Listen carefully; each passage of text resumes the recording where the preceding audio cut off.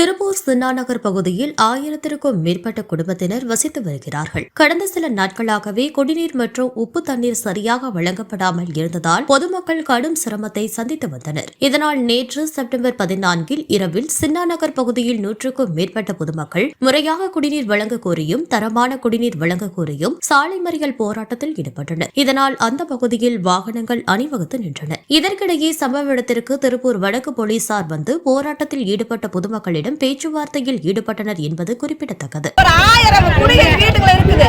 சரியா குடி தண்ணி வரது இல்ல. கிச்ச தண்ணி வருது, சாக்கடை தண்ணி வருது. அந்த தண்ணி நாங்க ஏதோ அடிச்சு புடிச்சு கொஞ்சம் வந்து அங்க பக்கத்துல போய் தண்ணி வாங்கி குடிச்சு இருக்கோம். நிறைய பக்கம் ரிப்போர்ட் பண்ணியாச்சு. கவுன்சிலர் வர மாட்டேங்கிறாரு. எந்த ஆபீசர் வந்து பார்க்க மாட்டேங்கிறாங்க. எங்க போய் பொழுது ஸ்கூலுக்கு போய் காய்ச்சல் அடிக்கடி வருது. நாங்க யார்கிட்ட போய் சொல்றது? உப்பு தண்ணி சரியா வர மாட்டேங்குது. அதுக்கு நாங்க இந்த மாதிரி பண்றோம். சொல்லுங்க. யார் வந்து எட்டி கூட பார்க்க மாட்டேங்கிறாங்க. குப்பை குடிய போடும் குழுமா கிடக்குது. எல்லாமே நிறைய கிடக்குது. நாங்க வரி கட்டுறது இல்லையா? எங்களுக்கு வரி மட்டும் அனுப்பிடுறீங்களா? நாங்களும் உங்க மாதிரி தான் மக்களாக இருக்கிறோம். அது வர்றீங்க ஓட்டு கேட்க வர்றீங்க. அந்த மாதிரி கேட்க